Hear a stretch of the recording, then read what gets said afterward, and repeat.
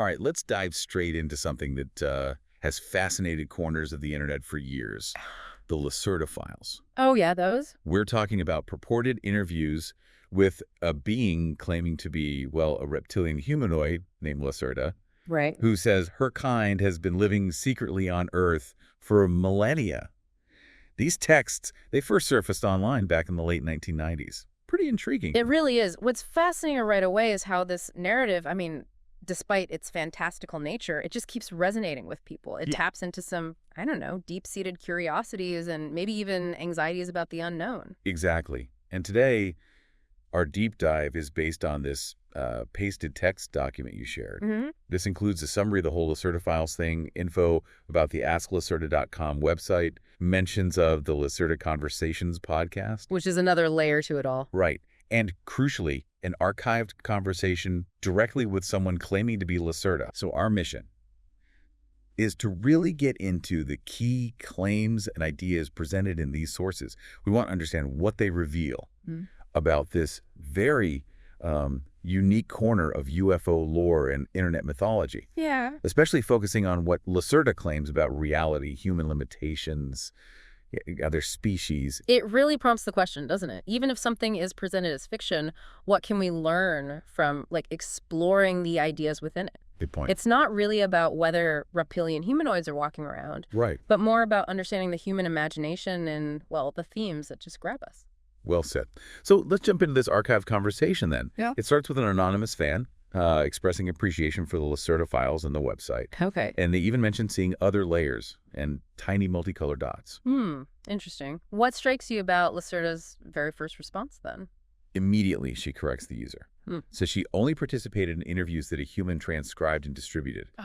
Explicitly denies like any involvement with creating the files or any websites. Okay, so setting the record straight, supposedly? Yeah, it's a very specific clarification, almost like establishing ground rules right off the bat. It's as if she's trying to maintain a separation, maybe, between her original claims and then all the interpretations and, expansions that happened online later. That makes sense. And then the explanation for the dots, it's quite interesting how it frames human perception. It is. Yeah. Lacerta suggests these dots might be our limited way of perceiving plasma-like energy, or what she calls field vibrations. Field vibrations. Now, when she says field vibrations, think of it as maybe, like a fundamental level of energy and information exchange happening all around us, Okay. beyond what our normal senses can easily pick up.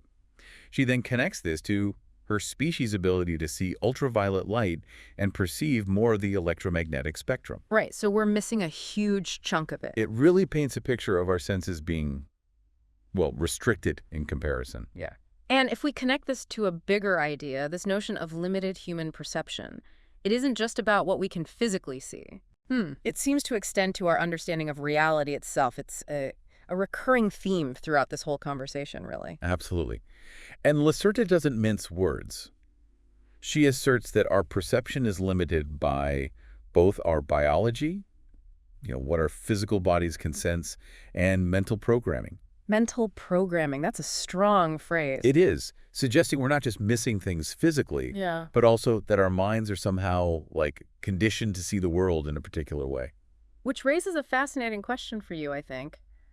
How much do you think your understanding of the world is shaped by your physical senses and, well, the society you grew up in? Oh, wow.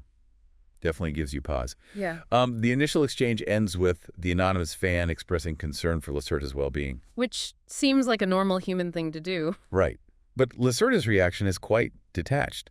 She finds it curious because apparently such social niceties are usually reserved for her own species.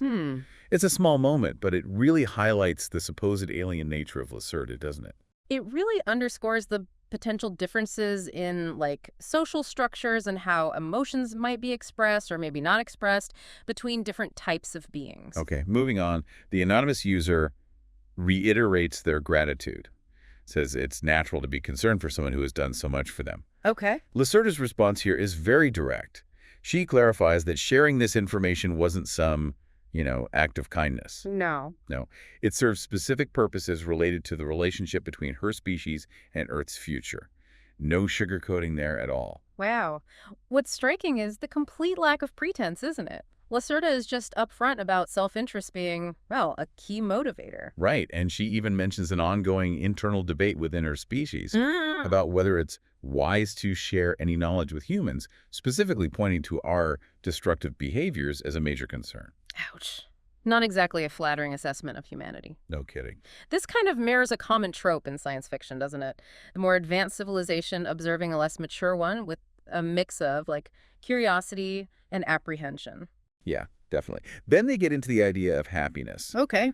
Lacerta redefines it for her species as simply functioning according to their nature and fulfilling their responsibilities. That's very different. It is a very different concept from the human pursuit of pleasure and, emotional highs. It suggests a more integrated sense of purpose, maybe, less focused on individual gratification and more on the collective well-being and function. I think so. And the real takeaway from this part, for me, is Lacerta's statement about the best return for her efforts. Which is? For humans to break free from their mental programming, to question the societal structures we just take for granted, and to recognize the true nature of reality. It's basically a call for a fundamental shift in human consciousness. And that resonates with so many philosophical and spiritual traditions, that emphasis on questioning assumptions and seeking a deeper understanding of ourselves and the universe. True.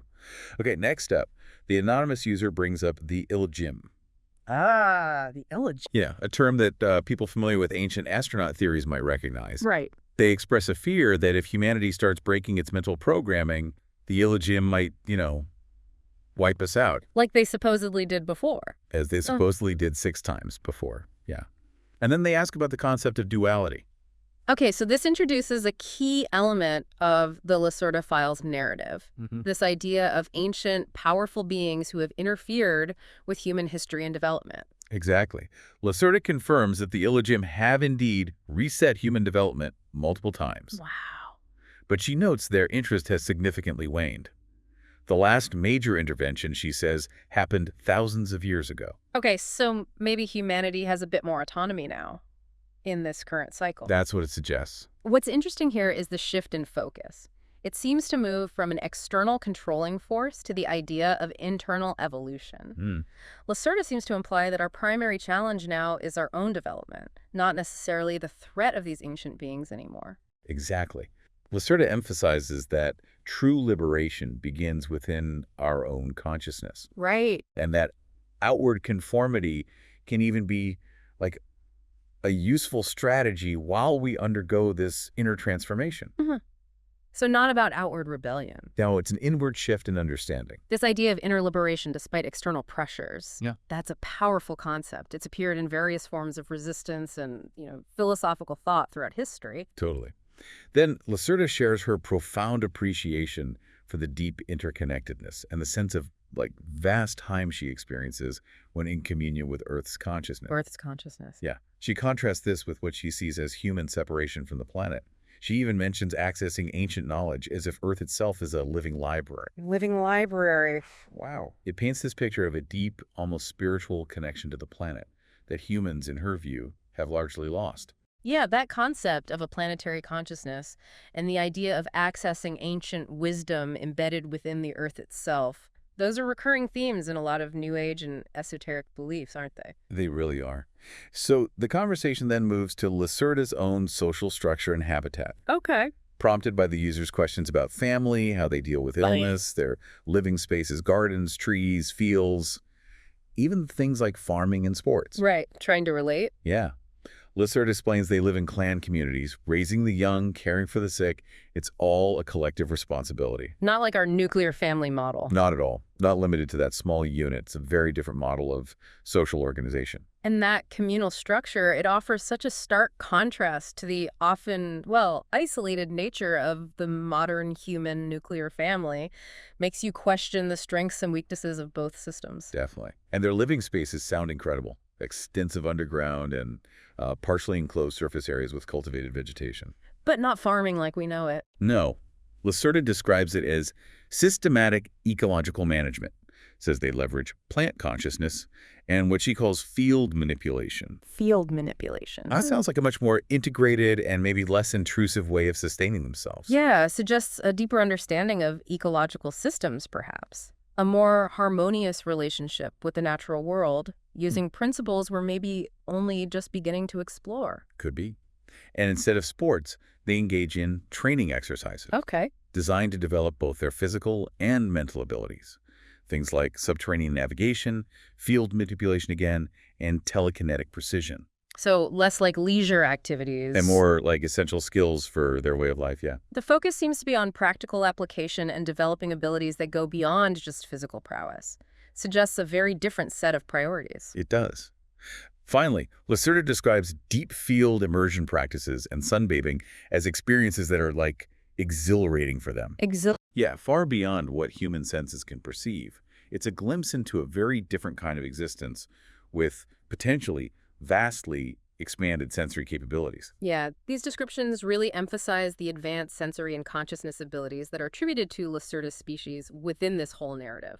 So the anonymous user then wonders why some of Lacerta's kind might live on the surface. Right, speculating.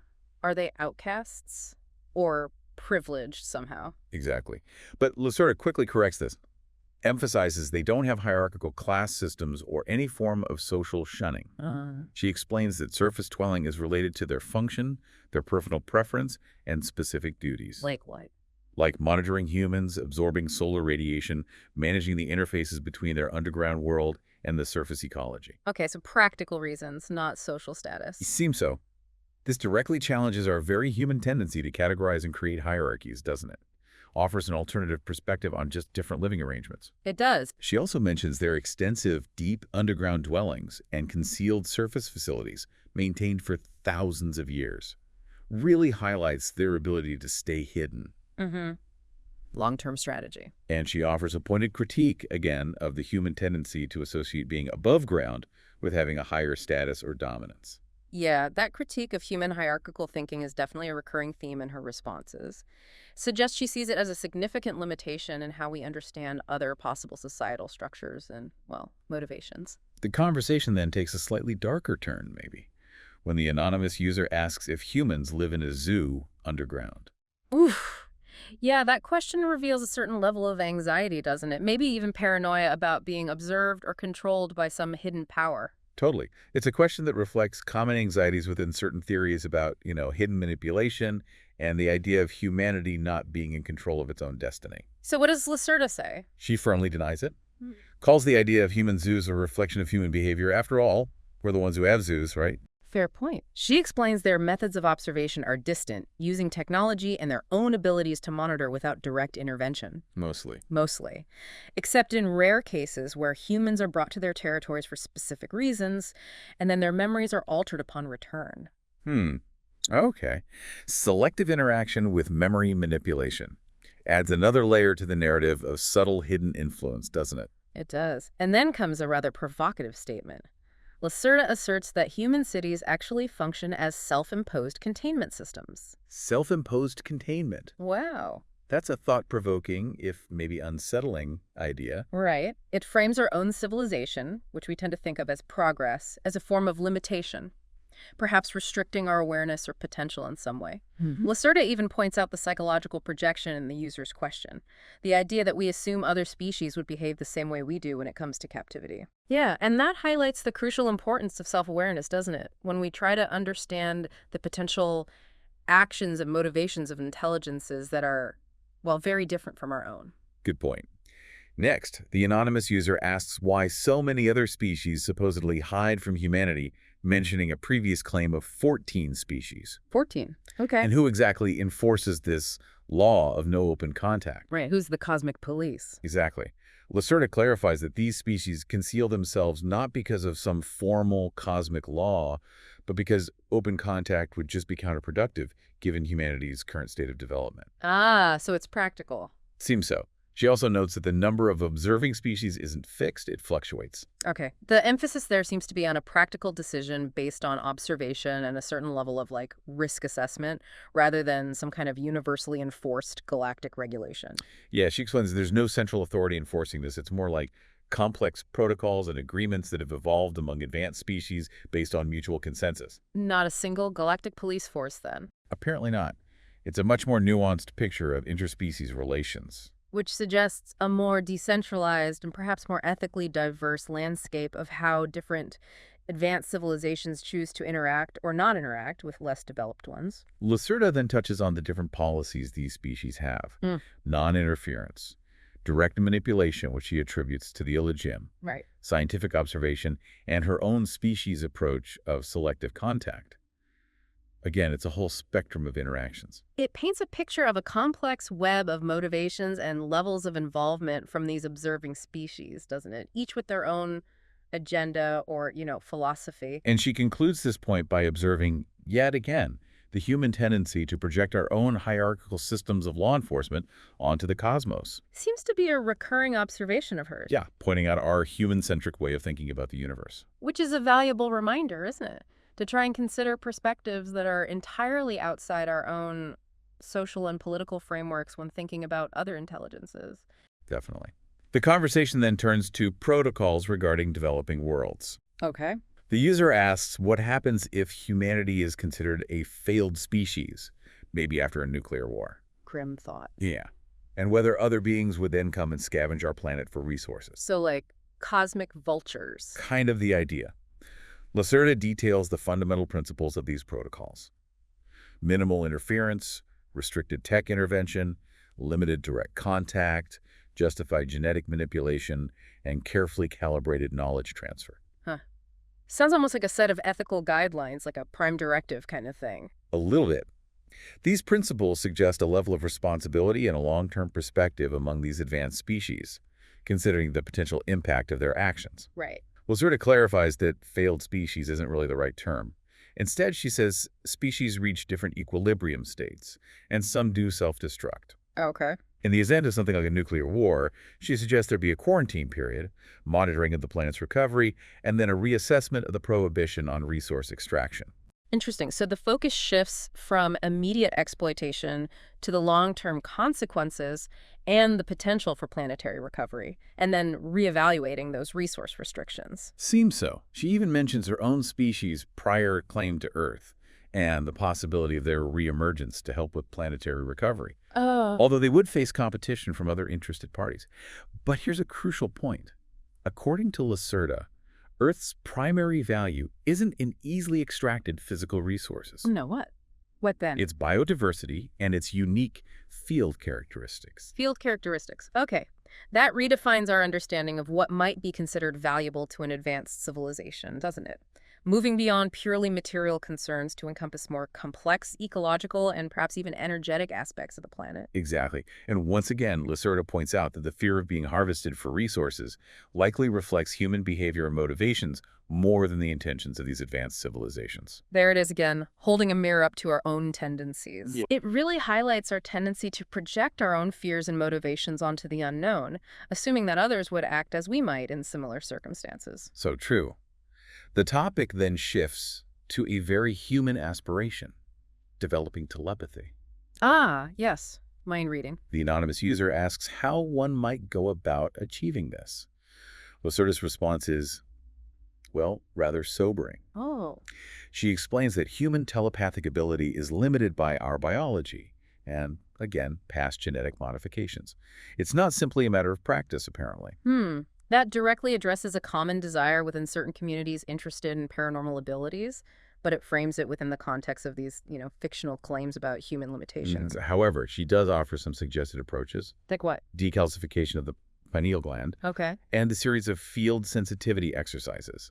These include things like trying to sense objects in complete darkness, attempting to transmit images to a part mentally, utilizing natural environments to amplify subtle energies, distinguishing between mental projections and actual reception, and focusing on sensing danger. Wow. Sounds like a rigorous and potentially lengthy process. It does. These exercises all seem to focus on expanding our sensory awareness beyond the conventional five senses and tuning into more subtle energetic information. Right, but does she think it works fully? Well, she emphasizes that any telepathic abilities humans might develop are likely to be pretty rudimentary compared to species that are naturally telepathic, Why? due to the Illigium's alleged engineering of our consciousness to be more compartmentalized. Ah, back to the Illigium. Yeah. She does offer a small glimmer of hope, mentioning that some humans might have a greater natural aptitude for it. Which acknowledges the possibility of individual variations within the broader limitations she describes for humanity as a whole. Makes sense. The anonymous user then asks a more personal question, whether Lacerta's species engages in behaviors like kissing, hugging, and cuddling. A very human question, trying to understand through our own framework. Totally. It's a natural attempt to find common ground in the ways we express intimacy and care. So do they. Lacerta explains that kissing has no parallel in her species because of the different biological functions of their mouths. Makes sense. Okay. Their forms of physical contact involve scale contact, which provides sensory pleasure and also an exchange of what she calls field information. Field information again. Yeah, and resting in close proximity for warmth and the resonance of their energy fields. It's a very different way of expressing closeness. So the emphasis shifts from physical contact as primarily an emotional expression to a more informational and energetic exchange. Highlights the potential differences in how different species experience and communicate intimacy. Exactly. She contrasts the human practice of verbally recounting daily activities. How was your day? Right. With their own efficient sharing of direct field impressions. Field impressions. Sounds incredibly efficient, but maybe lacks the emotional nuance of human storytelling. Could be. This highlights the different modes of communication, right? One focused on linguistic detail and narrative, the other on a more direct, perhaps more holistic, transfer of sensory and energetic information. Makes sense. Lacerta notes that their social bonding occurs more through this field resonance than through physical demonstrations of affection. She says something like, cuddling would seem inefficient to them. Inefficient. Huh. Though young members of their species might cluster together for warmth and security. She concludes by pointing out how much of human social behavior is influenced by our mammalian evolutionary history. Right. It's a very biological and somewhat detached perspective on human intimacy, isn't it? It really underscores the evolutionary roots of our emotional and social behaviors and suggests that other evolutionary paths might lead to very different expressions of connection. The anonymous user then proposes a thought experiment, wants to understand a more mundane interaction. Like The return of Lacerta's husband from work, how they communicate, what they do after work. trying to picture their daily life. Yeah, but Lacerta immediately corrects these human-centric assumptions. They don't have husband-wife structures or a human-like separation between work and home life. Okay. That really highlights the differences in their social and domestic organization and how our human frameworks just might not apply. So true. She describes an interaction with a close clan associate involved in genetic research. Right. The initial communication happens instantaneously through this field resonance. Instantaneous. Yeah, recognition, awareness of their physiological state, shared observations, field harmony, all occurring in milliseconds without a single word spoken. Wow. That sounds incredibly efficient and deeply connected. Doesn't it? It suggests a level of interconnectedness and information transfer that goes far beyond the speed and limitations of human verbal communication. Definitely. Subsequent communication for precise technical details might involve verbalizations, but using a range of sonic and ultrasonic frequencies. Their consumption of prepared protein sources is a communal activity, happens less frequently, handled by specialists. Interesting. After these activities, individuals might pursue their own interests or do field enhancement exercises, but there's no expectation of continued close physical proximity. Huh. It's a very different rhythm of daily life. Yeah, the lack of emphasis on continuous physical companionship after shared activities is a notable contrast to human social norms and expectations. The conversation shifts back to human behavior when the user describes petting their son to sleep as an expression of love and asks if Lacerta watches human media or uses the internet for research. Okay. Lacerta explains they don't pet their young, but maintain physical proximity for protection and to stabilize their energy fields. Function over, well, what we see as affection display. Yeah, again, more about function and energetic influence than emotional display as we understand it. Which reinforces the differences in how affection and care might be expressed and understood by a non-mammalian species. Right. She states she does observe selected human cultural outputs for research. Yeah. Like what? Finds our anthropomorphism, our tendency to project human traits onto everything, and our science fiction to be particularly revealing of our psychology and limitations. So, studying us through our stories, It positions human creative endeavors as valuable data points for understanding our species' inner workings, our fears, our aspirations. Pretty much. Their access to human information systems is apparently far more advanced than just using the internet. How so? They can access digital info when needed, though she notes much of it is of minimal value to them. Ouch again. However, she does mention studying certain human literary works that display unusual insight or a connection to these energy fields. Really? Yeah, and the occasional approaches to higher understanding by human philosophers and physicists suggests a selective appreciation for human intellectual achievements. Okay, so it's not all dismissal. That acknowledges that despite the perceived limitations, humans occasionally tap into deeper truths and understandings about reality. Right.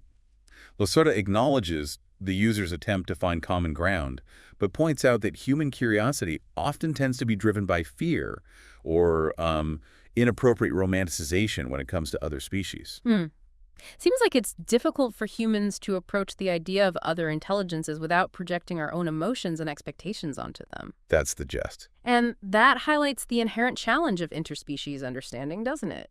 When our perceptions are filtered through our own human biases and emotional frameworks. Totally. The user then directly asks where common ground might exist between their species and humanity. Good question. What's the answer? Lacerta provides a surprisingly comprehensive list. Self-awareness and abstract thought, even if expressed differently. Okay. Sharing the same planet, obviously.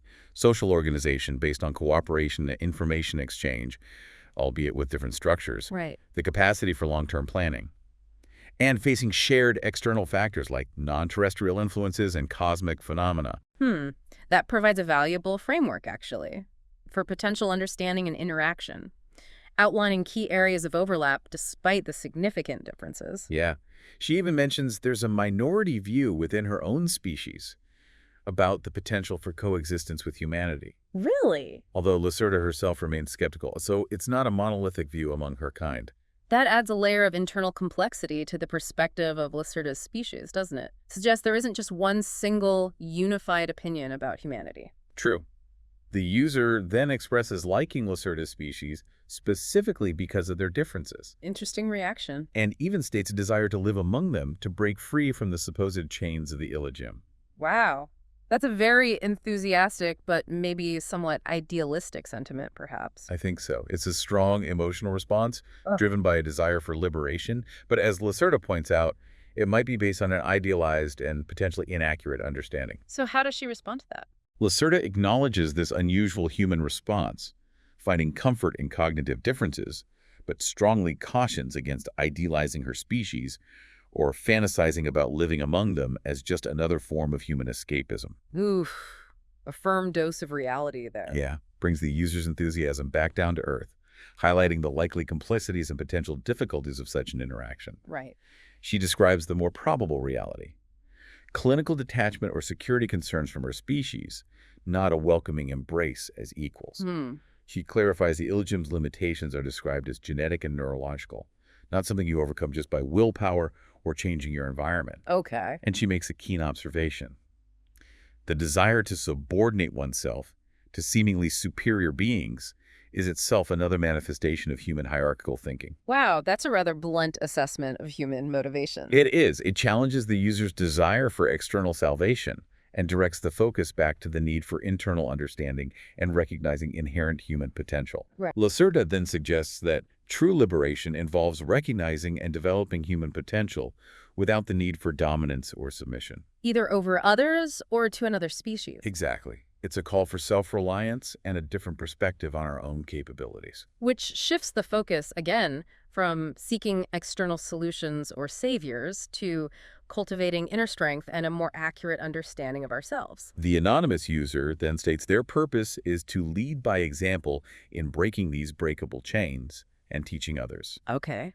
Determined. Very. They even offer themselves as a willing subject for research, Oh boy. while also expressing the need to return to their family.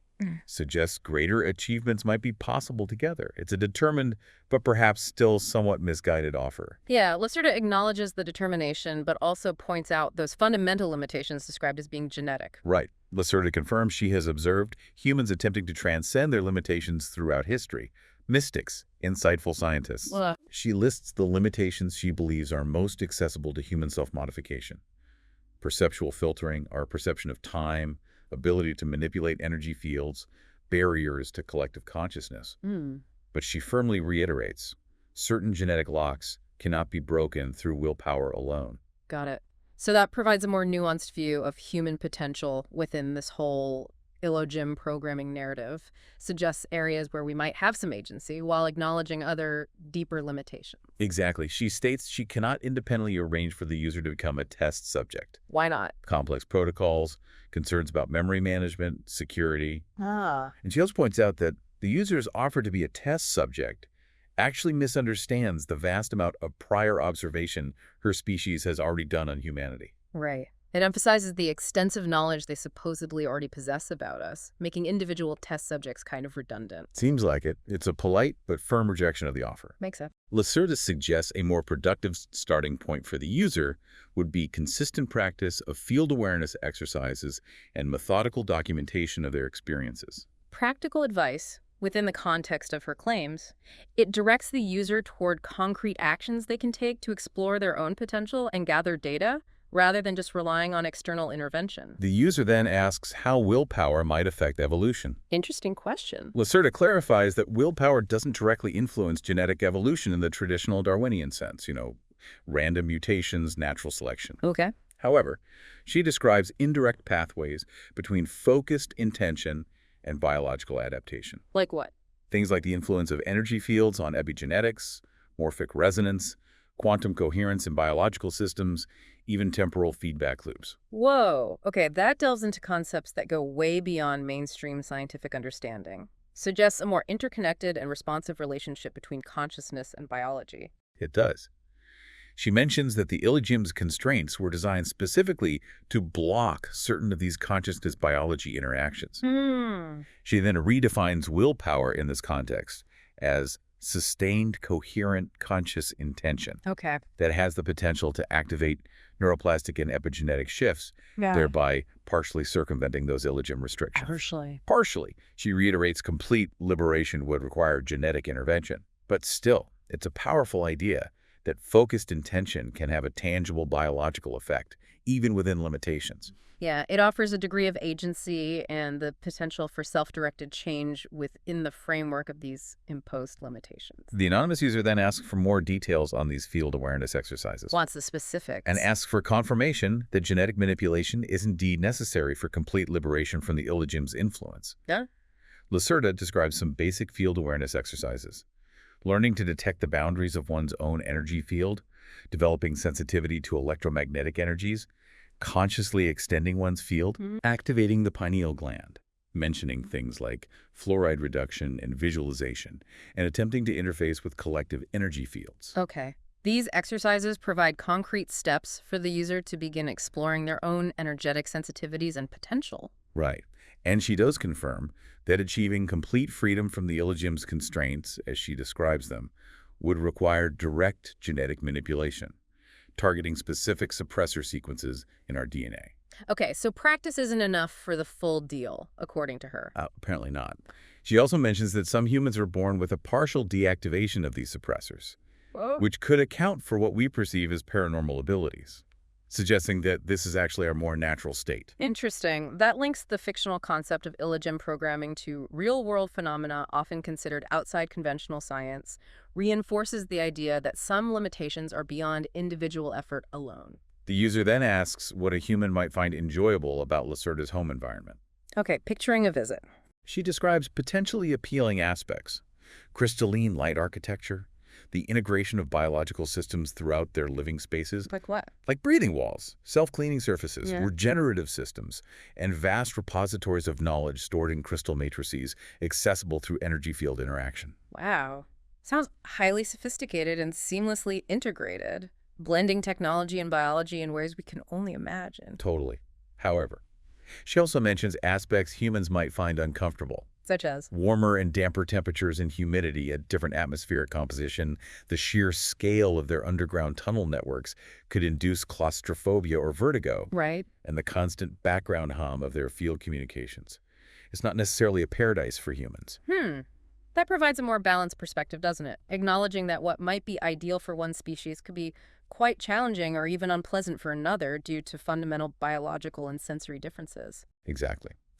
Lacerta notes that humans who have visited have had mixed experiences, awe and wonder, sure, but also a profound sense of being out of place. Yeah. Really highlights the fundamental differences in their needs and perceptions of what constitutes a comfortable or stimulating environment. It reinforces the idea that despite potential fascination, true integration or even prolonged visits might be quite difficult due to these fundamental differences. Makes sense.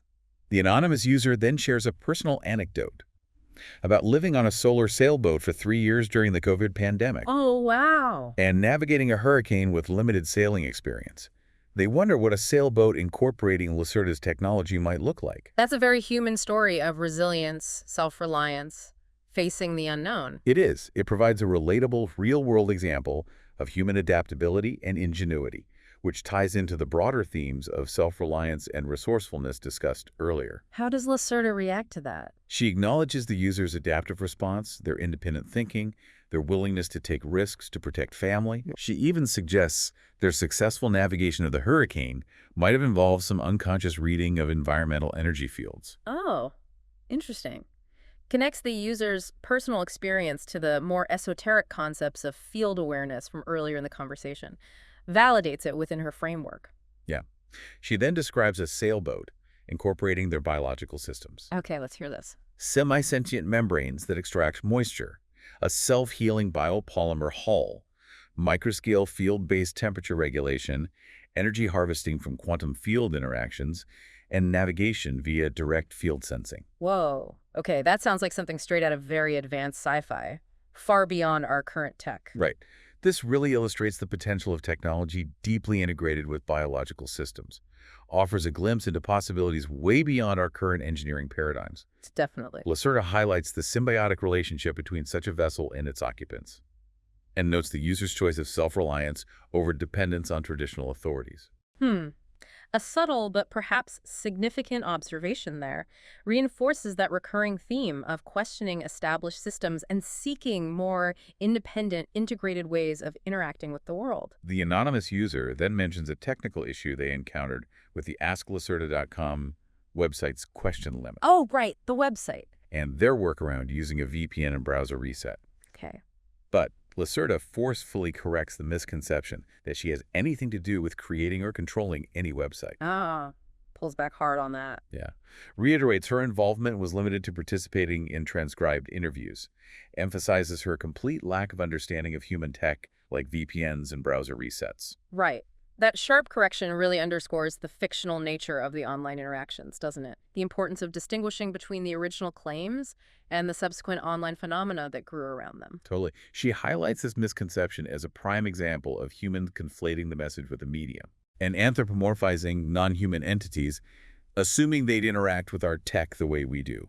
It's a clear reminder for us as listeners about the nature of the source material we're exploring. Yeah, it's a crucial point about critical thinking. Being careful not to project our own understanding and assumptions onto things that are fundamentally different. The user then asks, which human artist might create art that resonates with Lacerta's aesthetic sensibilities? Interesting question.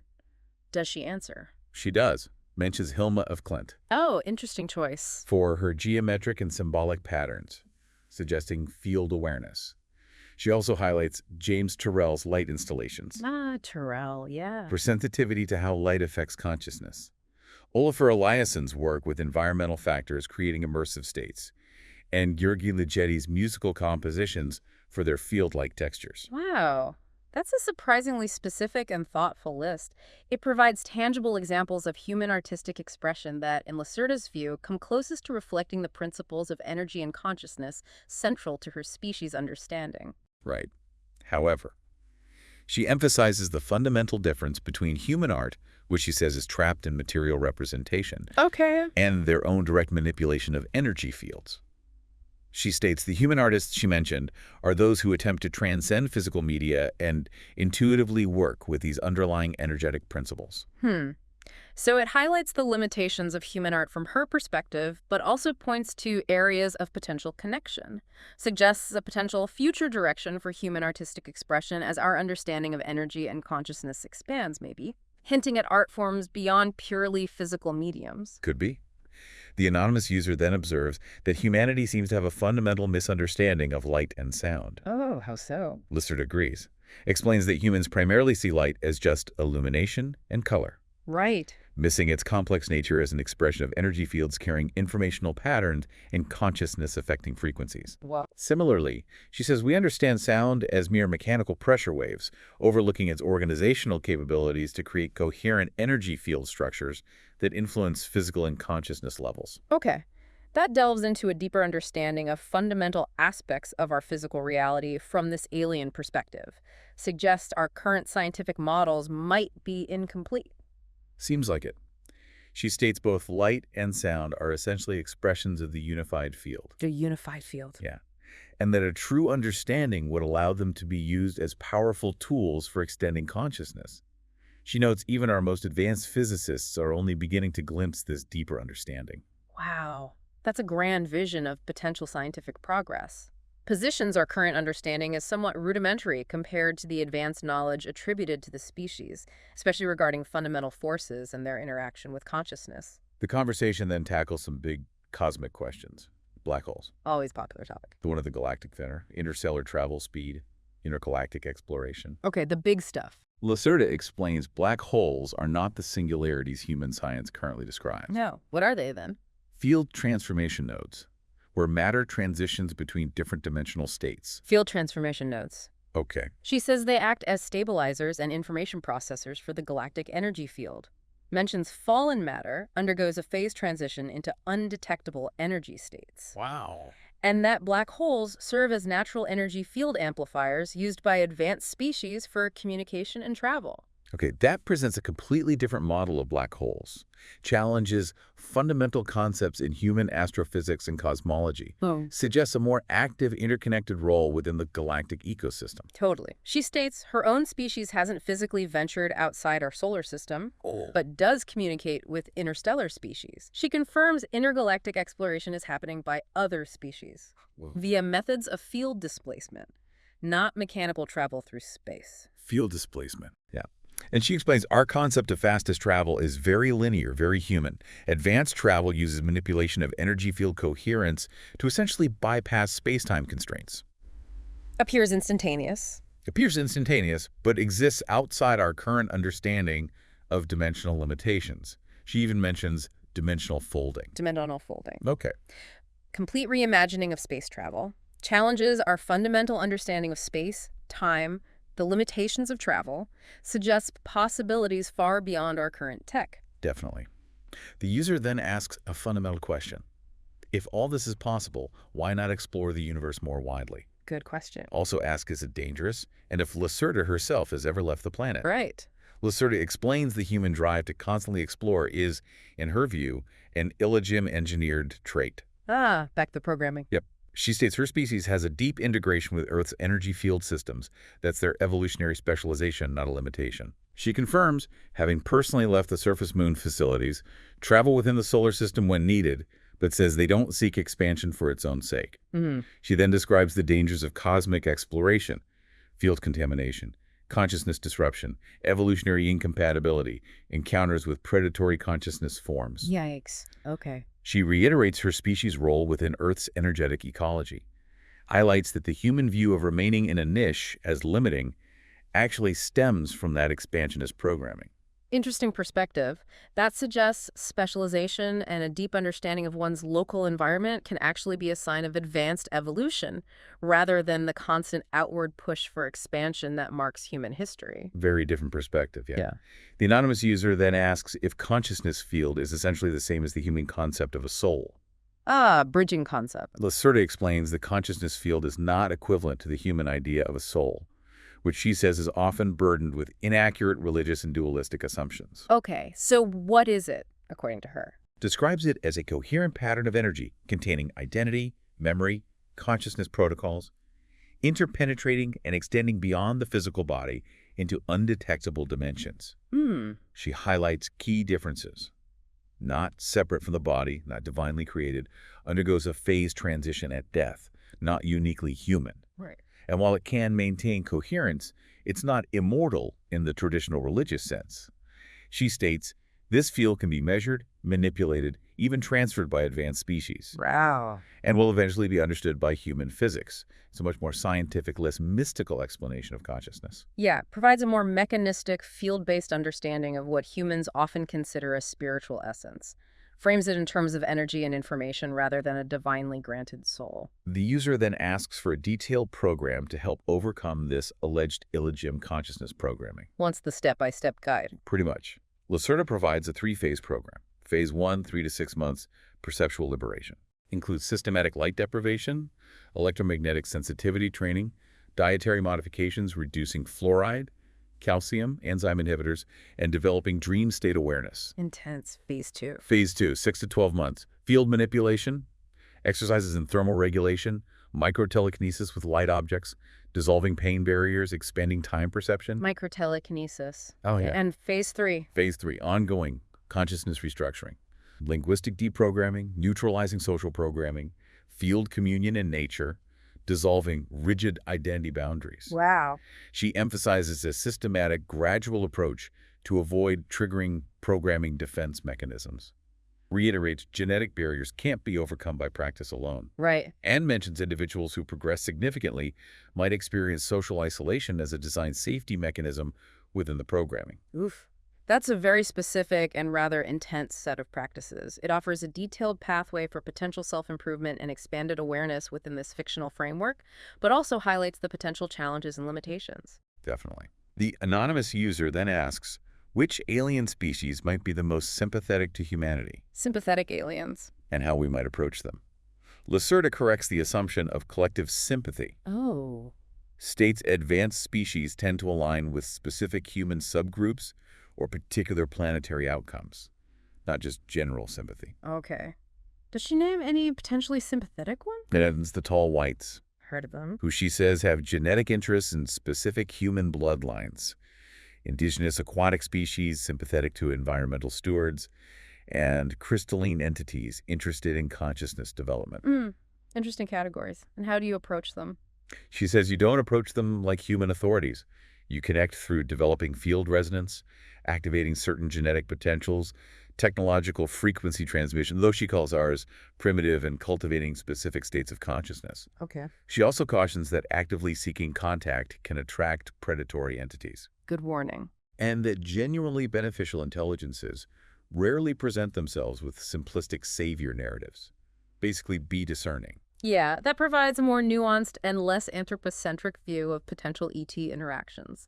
Suggests a complex web of agendas and motivations, not simple alliances or animosities. The user then asks about the nature of Earth's current transition and how humanity can best navigate it. Big question, what's the supposed transition? Lacerta describes it as multi-system, cyclical fluctuations in planetary field density, accelerated geological changes, a significant biological species pruning event. A pruning event, yikes. For humanity, she says it's a developmental crossroads where destabilizing illegitimate limitations create both opportunity and danger.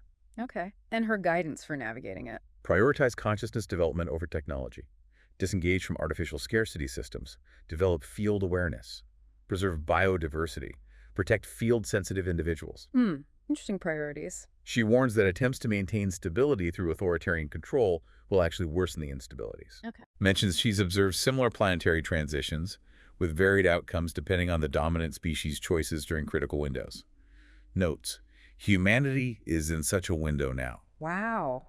That frames the current global challenges we face within a larger cosmic and evolutionary context.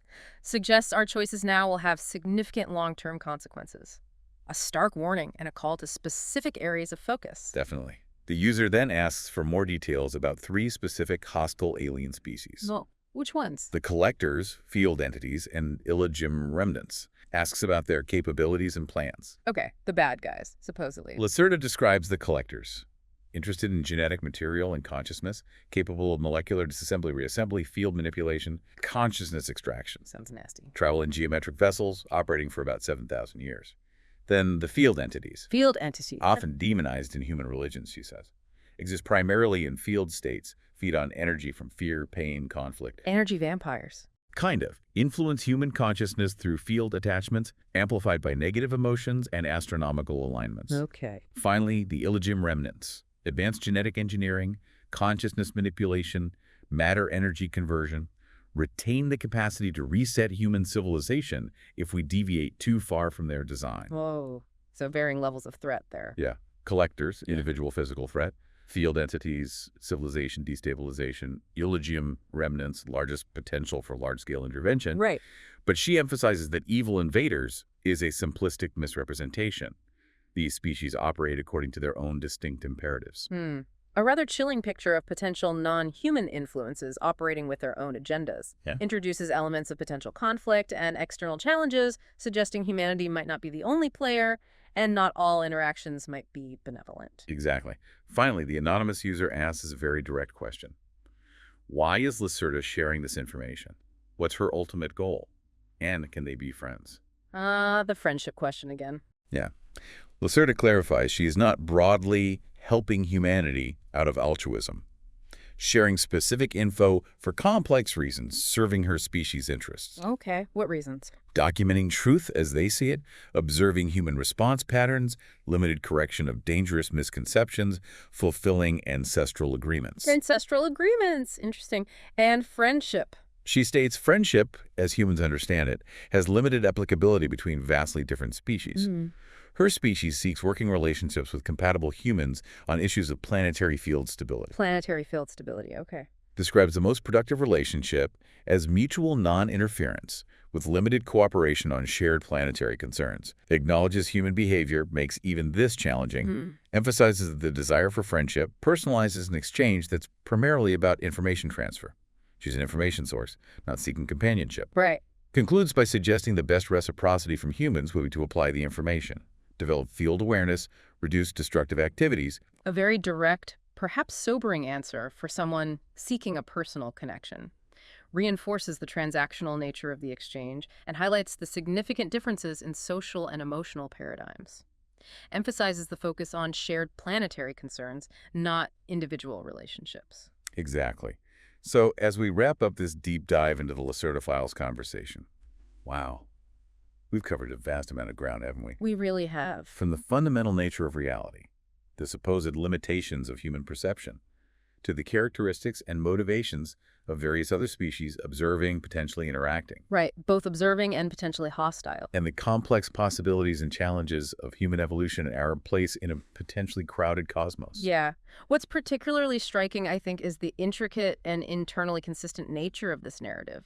Even within its clearly, fictional framing. True. It draws upon and weaves together so many themes prevalent in fringe science, conspiracy theories, esoteric thought, creates a surprisingly detailed and thought-provoking tapestry of ideas. Absolutely. And just to remind everyone, all of this comes from that pasted text, document summaries, website info, podcast details, and that extensive archived conversation we just unpacked. Right. One idea that really stands out for me is that concept of black holes as field transformation nodes. Yeah, that was wild. Instead of just cosmic vacuums. Yeah. It really makes you reconsider some fundamental principles of astrophysics, at least as we currently understand them. It does. And that detailed, multi-phase program for potentially overcoming the alleged Illogym consciousness programming, while presented in a fictional context, it really speaks to that deep human desire for self-improvement, for liberation from perceived limitations, right?